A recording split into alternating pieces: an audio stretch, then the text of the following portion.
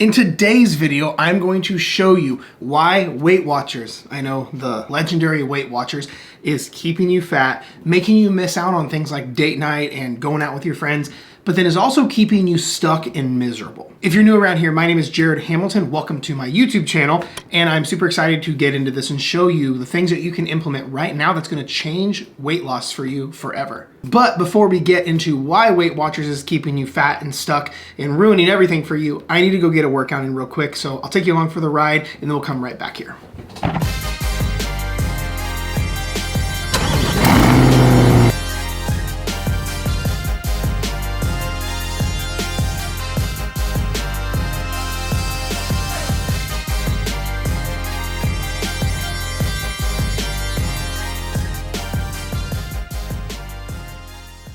All right, workout is complete. So let's get into the actual nuts and bolts behind why I think Weight Watchers is one of the worst diets you can do and why it's keeping you trapped. Now, I know this video is bound to ruffle some feathers, but that's okay. I am here to tell you what you need to hear. My role as a coach. I'm one of the few people in your life that is going to tell you what you need to hear that's best for you and not just things to make you feel good. So I know this is gonna probably upset some people who love Weight Watchers, and that's okay. If you wanna keep going, doing Weight Watchers, that's fine. But then if you're gonna continue to do that, you have no right to complain that you still stay stuck or you do well for a while, then as soon as you stop Weight Watchers, you gain all your weight back, and then you gotta go back to counting points again and lather, rinse, repeat. Because here's the thing, Weight Watchers has been around for a really long time, and it's one of the most popular diets that so many people follow and then unfortunately fall victim to. But let me just throw this out there. I have been coaching people for over the last decade on how to sustainably lose weight and keep it off forever. And I have never once in my entire career working with hundreds and hundreds, and by this point in my life, thousands of people, I've never recommended Weight Watchers one time. But I don't want to just come on here and say, yeah, don't do these diets. I'm going to give you the actual tangible reasons why you should not do them. So let's talk about it. Reason number one, the free food mentality. So inside Weight Watchers, you have this list of free foods. As in, it is a free-for-all. You can go batshit crazy on these and eat as much of these free foods as you want. So let me give you the list real quick. Weight Watchers free foods. I'm sorry, they quit calling these free foods now. They call them 0-point foods. But it's the same thing. Okay, I found this list, I'll put it on the screen somewhere, of all of these 0-point foods you can eat in Weight Watchers. So at least they have them broken up into categories. Beans and legumes, all the different choices. Chicken and turkey breast, all the different choices. Dairy and dairy alternatives, so these are things like cottage cheese, Greek yogurt, soy, plain yogurt, things like that. Eggs and egg substitutes. Let's see, fish and shellfish, so all the creatures of the sea that would fall under those categories. Fruit, all the different fruits. Potatoes and sweet potatoes. Tofu and tempeh. Vegetables starchy, vegetables non-starchy. Then it gets into whole wheat pastas and grains, and this is where they talk about like air pop popcorn, more air pop popcorn, barley, black bean pasta, these kind of things. And then it has a whole list of those. Here's the problem with that. Not that any of those foods are bad. You guys know I don't get into good food, bad food. But here's the thing. No matter how healthy or nutritionally dense all those foods are, if you say they are free food or 0-point food, people will literally hoard those foods and binge eat on them. And because all of those foods have calories, people will go, I'm within my points. Why am I not losing weight? It's because you're eating too many calories still, even in 0-point foods, because you're hoarding them and binging on them. Now, I know Weight Watchers has evolved over the years where now there's different levels of 0-point foods, but you have to understand the same principle applies regardless, because this leads to this humongous problem when someone does not understand how calories in versus calories out works. This leads to an enormous amount of people following their diet, but because they're still taking in too many calories because they never fixed their overeating problem, this leads to everyone going, I'm doing everything right, but I'm not losing weight, because so many people are taking their overeating or binge eating problem to different diets. All right, reason number two why Weight Watchers is a terrible idea. It is making you severely undereat. Because points and calories do not equate. Because points and calories are not interchangeable, this is causing so many people to undereat. This is why a lot of people, when they have their aha moment, when they realize Weight Watchers is entirely unsustainable and not a good idea, they go, wow, I counted up my points in terms of calories, and I was eating 900 calories a day, 1100 calories a day, 800 calories a day. Because here's the truth, you don't have to count calories, I'm not saying that, but you cannot argue the science behind calories in versus calories out. That is the law of thermodynamics. But the issue with Weight Watchers points is that so many people are following the point system, and then when they take all those foods from their points and you add them up calorically, you're only eating 800 to 1200 calories a day. And for people that are, I don't know, more than a toddler, that is severely under eating, which when you severely undereat, this is causing metabolic problems. This is causing a horrendous relationship with food. This leads to scarcity around food. And this leads to the only success you've had is when you starve yourself. So then you get this belief in your head that the only way to lose weight for you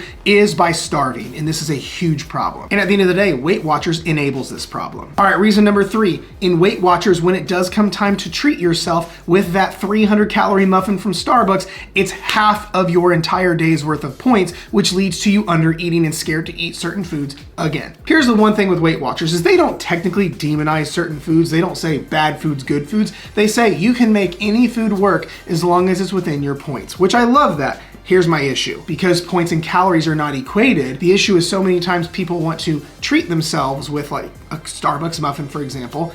That Starbucks muffin is a third or half of your entire day's worth of points, which is ridiculous. So I just searched how many points are in a Starbucks muffin, and it gave me a couple different options. It said there are 15 Weight Watchers Freestyle points, 15 Weight Watchers Smart points, and 10 Weight Watchers points plus in a serving of a blueberry muffin from Starbucks. Now, I bet if I were to dig deeper, I bet there are multiple servings inside this muffin, not just the muffin itself, but I won't go that far for the purpose of this video. But let's just hypothetically say this. Let's just be conservative and say Starbucks muffin is 10 Weight Watchers points because it's the lowest in the thing it gave me.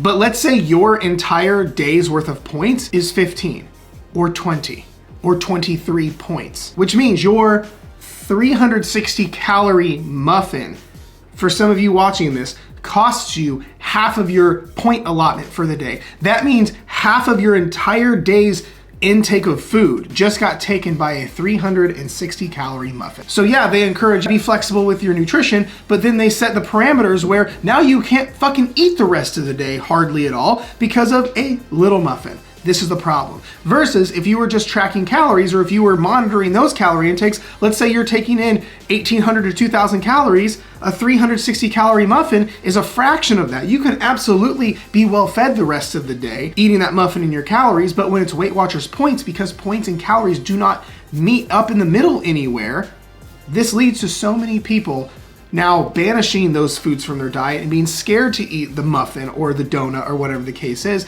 Then on top of it, that now leads, because you're under eating, to metabolic problems, which means you're losing muscle tissue, you're not getting stronger, you're not recovering, and then it's leading you to weight gain. All right, reason number 4, Weight Watchers is keeping you stuck. There is no exit strategy. So the way that we coach people inside our coaching program is we have an entire phase of coaching called Maintenance Mastery, where we're teaching people how to not need us anymore. It's our exit strategy. This way they don't have to continue tracking calories forever. They don't have to continue dieting forever.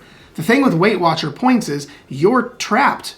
This is why I would assume every single person you know that does Weight Watchers, they're tracking their points, they're doing all the things, they lose the weight, then they eventually can't take it anymore, they stop tracking points, and then they gain all their weight back, and then when it's time for them to get sick of themselves, they go, okay, I gotta start Weight Watchers again, and they dive back into tracking points. There's no exit strategy because there's no education around maintenance and calorie deficits and calorie surpluses and understanding energy balance and how the body works. There's no exit strategy. This is why you stay trapped. And then from a business standpoint, the more you stay in Weight Watchers, the more you're paying their monthly membership, so you never leave. Makes you wonder if that's on purpose or not. And reason number 5 why Weight Watchers is keeping you stuck and messing everything up for you, the weekly weigh-in. Number 1, weighing in weekly is not an accurate way to use the scale at all. I've talked about before in other content, and if you guys want, I'll make a video on this. If you do, comment below about the correct way to use a scale is not weighing in once a week. That is actually causing so many problems. It's not accurate, and it is making you tie meanings to that